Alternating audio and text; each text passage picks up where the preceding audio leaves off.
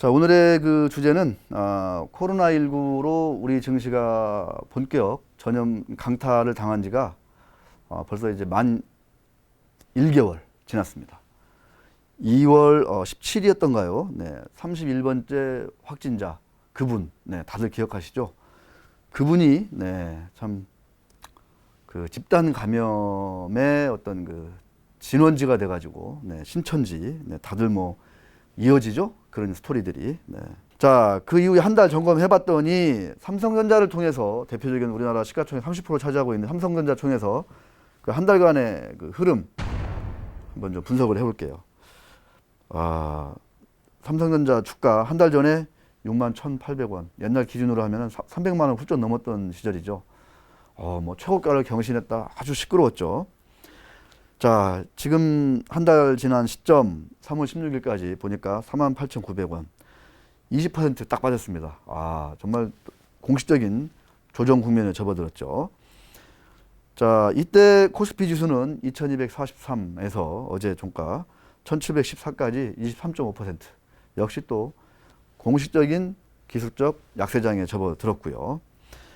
자, 이때 보니까 코스피 시장에서 외국인이 11조 한 1,000억 정도 순매도한 걸로 나오고요. 자, 삼성전자 한 종목에 대해서 5조 3천억 원. 약간 좀 뭐 거래소나 뭐 이렇게 직배 차이가 있는데 HTS나 이런데 뭐 구체적인 정확한 수치는 뭐 같이 나중에 또 확인할 시간이 있을 것 같고요. 자, 11조 중에 한 5조 3천억을 삼성전자 팔았으니까 거의 절반 정도를 삼성전자 팔았다. 이렇게 보면은 크게 뭐 무리가 없을 것 같고요. 자, 그에 따라서 삼성전자의 외국인 지분율 어떻게 줄었냐 봤더니요. 57.2%에서 한 달 사이에 55.66%로 약 그 1.55% 정도 확 줄었어요. 단기간에 그 정도 준 거는 상당히 줄었습니다. 자, 외국인이 판 수량을 따져보니까 금액은 5조 3천억, 수량은 한 9,500만 주, 1억 주가 안 돼요.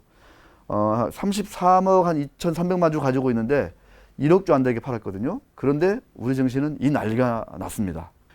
만약 가정을 해볼게요. 그런데 이 시점에서 보유량에 지금 외국인이 한 2.7%, 3%도 채 안 되게 지금 팔았거든요. 외국인 전체 가진 것 중에. 그런데 이 난리가 났거든요. 그런데 어느 특정한 시기에 자, 이번에 10%를 판다. 내가 100을 가지고 있는데 나 10% 팔아서 뭐 차익 실현할게, 나 현금 확보할게, 아니면 손절매 할게. 이거는 뭐 언제든지 가능하지 않습니까? 그런데 만약에 이 시점에서 외국인이 과연 삼성전자 가진 거에 10%를 판다고 가정을 해보면 어떤 일이 발생할까요? 너무너무 끔찍할 것 같습니다.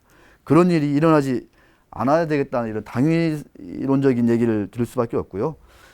우리 같이 전 세계 우리나라 주식시장이 전 세계 시가총액의 딱 2%지 않습니까? 2%? 2%예요.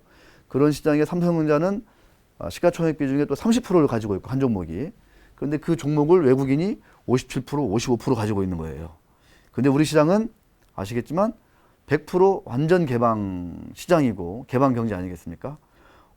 외국인의 방향에 따라서 시장이 어떻게 오르내릴지, 옆으로 갈지, 위로 갈지, 아래로 갈지 너무나 답이 어떻게 보면 뻔하다. 뭐 이른바 이런 걸 옛날에는 뭐 천수답이다. 뭐 이런 것도 많이 얘기했었는데 그런 것들은 현실적으로 우리가 이 시점에서 극복하면 좋겠는데 방어할 수 있으면 좋겠는데 그게 잘 안 된다라는 거를 우리가 한번 뭐 현실적으로 받아들여야 될 것 같고 이건 왜 이러냐 말씀드렸지만 인과응보죠. 인과응보. 수십 년간 누적된 이 자본주의 시스템, 자본시장에 대한 어떤 그 천대와 멸시 이런 것들을 우리가 계속 쌓아왔거든요. 그 결과 그래서 배당을 많이 주면 외국인 지분이 많은데 외국인 배만 불린다. 뭐 이런 얘기 했어요. 자, 주식 투자를 장려한다 그러면 주식은 부자들만 하는 건데 뭐 이런 인식이 요즘엔 좀 많이 좀 뭐 희석되기도 했는데 여전히 관료들이나 우리 국회에 계신 분들 만나보면 이런 인식 많이 가지고 있습니다. 특정 뭐 약간 정파에 소속된 사람들 더 심하고요. 자, 가까이 몇 년 전에 이런 일이 있었어요. 삼성전자가 액면 분할했습니다. 사실 삼성전자 액면 분할은 제가 이제 책도 써가면서 나중에 이제 제가 이 유일한 경제 TV를 내가 왜 했느냐 뭐 이렇게 우리 강상구 PD랑 딱 좀 이렇게 진중하게 출사표 같은 걸 던지면서 본격적으로 이제 시작을 할 날이 이제 얼마 안 남았는데요. 제가 이제 썼던 책 중에 이제 그 삼성전자 액면 분할이 필요하다라는 거를 막 주장을 세게 해가지고 이게 사실은 이제 금융위에서 받아들여서 뭐 그런 성과도 있었는데 뭐 제 자랑은 절대 아니고 강 PD 알았죠? 제 자랑하는 건 아닙니다.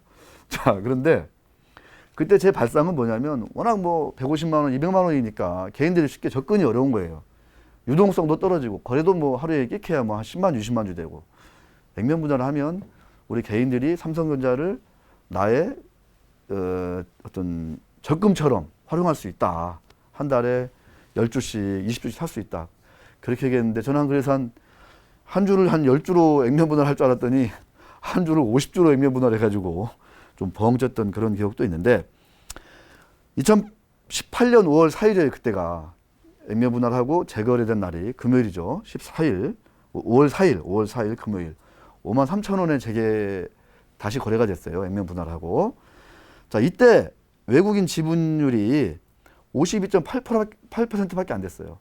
그 이후로 막 액면 분할 하니까 주가가 계속 빠졌지 않습니까? 분할했는데 왜 빠져? 막 난리가 났잖아요. 이게 그때 외국인은 주식을 계속 추세적으로 샀습니다. 그래서 지분율이 58%까지 늘었어요.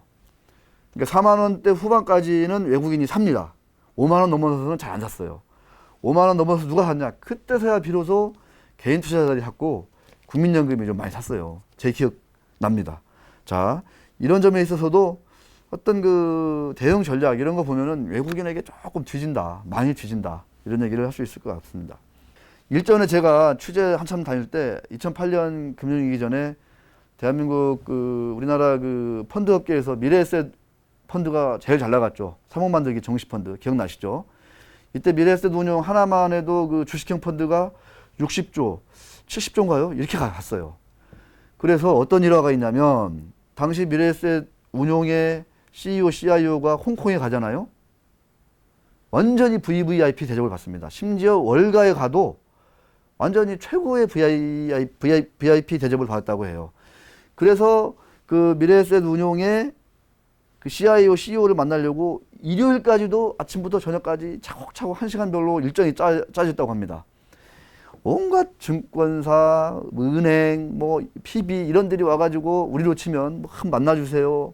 우리 주식 좀 사주세요. 뭐 이 주식 좀 사주세요. 막 이러는 거죠. 심지어 일만 하면 대표적인 기업 CEO가 최고 경영자 전화를 해가지고 뭐뭐 대표님 한번 만나주십시오. 알고 보니까 완전히 글로벌 다국적 기업인데 지분을 4%인가 가지고 있다고 해요. 그거 알고 그 양반이 미국으로 뉴욕에 출장 온 거 알고 어떻게 수소문 와가지고 꼭 만나주십시오 이렇게 했다는 거예요. 그래서 딱 만났는데 자기가 상당히 이 동북아시아의 작은 나라지만 4% 지분을 가지고 있는 운영사의 대표이다 보니까 그 큰 다국적 기업의 최고 경영자가 자기를 찾아와가지고 정말 아주 친절하게 IR도 하고 이런 거를 자기가 경험담을 제가 들었습니다. 그런 전에 들었죠. 그러면서 하는 얘기가 뭐냐? 지분이 국력이다. 이거 지분이 국력이다. 아무리 나라가 작지만 싱가포르 보세요. 싱가포르. 그 싱가포르 투자청 같은데 지분 투자를 기가 막히게 하지 않습니까? 물론 이제 부동산 투자도 잘하지만 그래서 주식을 갖는 게 한 나라의 국력이다. 라는 거를 자기는 그때 뼈저리 느꼈다는 거예요. 그런데 지금 보세요. 우리 주변을 보면 증권사들, 운용사들 지금 다른 나라 대표 기업들, 우량한 기업들 지분 사고 있나요? 그런 얘기 들어봤어요? 다 어디 뭐 뉴욕에 있는 시드니에 있는 런던에 있는 뭐 독일 무슨 함부르크에 있는 무슨 빌딩 대표적인 빌딩을 사가지고 맨날 보도자로 쓰고 있지 않습니까? 물론 단기적으로 돈은 되겠죠. 근데 그거는 어떤 파워하고는 좀 거리가 멀다. 을이다, 을. 부동산을 많이 갖는 거는. 이런 얘기를 우리가. 그래서 이 주식 투자를 잘하고, 주식이 다 이러면 지분이잖아요. 이 지분을 잘 확보하고, 이 지분을 통해서 어떻게 그 영향력을 행사하고 이러는 거가 이 자본주의에서는 너무너무나 중요하다라는 것을 말씀드리고 싶고, 한편으로는 인정하실지 안 할지 모르겠지만, 이런 얘기도 저는 드리고 싶어요. 지금 코로나19 이 팬데믹 사태로 유럽, 미국 지금 내수 경기, 수경기 다 지금 망가지고 있지 않습니까? 보잉이 하루에 4% 빠졌어요. 어제 보잉이. 너무나 끔찍스러운 일이죠. 네. 자, 그 여파로 이제 펀드에서 헤지 펀드든 뭐 공모 펀드든 연기금이든 막 현금 확보 이러고 있지 않습니까? 금도 팔아요. 금도 심지어. 자, 이럴 때 그러다 보니까 그냥 기계적으로 그냥 쫙쫙 그냥 프로그램 매매 나가는 거예요. 삼성전자가 워낙 유동성 좋고 많이 주고 있으니까 많이 파는 것처럼 보이고, 그런데 현대차나 이런 다른 뭐 포스코나 이런 옛날에 그 전통적인 그 대표 기업들 팔거든요. 상당 부분 손절매입니다. 손절매. 길게 보면요. 이 지금의 코로나19 사태가 좀 진정되고 몇 년 지나서 보면 지금의 손절매를 우리 국내 연기금이나 펀드에서 그리고 개인들이 차곡차곡 받아가는 게 제가 볼 때는 상당히 좀 미래를 내다보면은 상당히 좋은 어떤 흐름으로 우리가 재평가할 수도 있겠다 이런 생각이 들었습니다. 자, 끝으로 삼성전자 투자 전략. 제가 이제 몇몇 선대장, 뭐 애널리스트 옛날에 제가 취재할 때 지금은 다 여기저기 이제 뭐 관리직도 하고 있더만 물어봤어요. 삼성전자 뭐 머니투데이 방송에서 3만 1,000원까지 간다는 분도 지금 등장을 했고, 또 어떤 분은 뭐 5만 원 깨지면은 뭐 정말 그 최적의 어떤 기회 아니냐 뭐 이런 주장도 있는데 정말 팽팽하죠. 제가 딱 들어보니까 나는 보수적이야. 이런 분들은 45,000원 아래에서 분할 매수 하시면 되겠다. 이런 생각이 좀 그런 약간 그런 쪽으로 정리가 됐고요. 어제 제가 이제 지난 그 유일한 TV에서 제가 그 얘기했잖아요. 코스피 지수가 1700 깨지면 PBR 기준으로 뭐 0.7이 깨지는 거기 때문에 이거는 정말 분할 매수 구간이다. 투매에 동참할 때는 아니다. 단 레버리지는 정말 좀 신중하자, 조심하자, 피하자 이런 얘기 했어요. 왜 PER 얘기를 말씀을 안 드리냐면 지금은 이제 댓글에 왜 PER을 빼놓냐 이런 얘기가 달려있길래 제가 말씀드리는 거예요. PER은 1분기, 2분기가 지금 마이너스 성장을 한다고 하잖아요. 전 세계적으로. 아마 우리나라도 마이너스 성장 2분기 연속 하지 않겠습니까? 경기 침체가 공식화돼요. 이런 때는 PER 자체가 그렇게 큰 의미가 없어요. 자, 더 보수적인 투자자다 그러면 4만 원까지 좀 기다려 보시자. 극보수. 예, 그렇죠. 우리가 수구와 진보할 때 그 말고 정말 나는 정말 그 보수적인 투자 전략을 가져가고 싶다. 이런 분들은 4만 원 초반까지 기다리자 이렇게 말하고 싶은데 과연 그때까지 그런 기회가 올지 안 올지 모르겠어요. 왜냐면은 S&P 500 지수도 벌써 지금 한 10% 빠지면은 이제 3,000이 깨지는 상황이거든요. 3,000이 깨지는 상황 맞죠? 예. 다우지수가 이제 뭐 내일이라도 뭐 2만 깨지는 그런 상황이고, 그래서 애플도 지금 뭐 엄청나게 지금 많이 빠져가지고 여기서 애플이 10% 뭐 20% 더 빠질까 뭐 이런 생각도 좀 들긴 들어요. 그래서 그런 거 생각하면 4만 원이 깰지 안 깰지는 모르겠는데 나는 그래도 보수적이다. 그러면 4만 원 초반까지 뭐 기다리면서 좀 분할 매수 3회에 나눠 걸쳐서 이렇게 하는 게 어떨까 이런 생각이 들고, 여전히 증권사에서는 지금 가격도 매력적이다 이런 얘기를 합니다. 그리고 단 그 리먼 브라더스 파산 때 뭐 2,000에서 뭐 900까지 그냥 쫙 밀었지 않습니까? 뭐 지수가 반토막 났잖아요. 그때 당시. 이런 정도의 어떤 크러쉬가 한번 오겠느냐.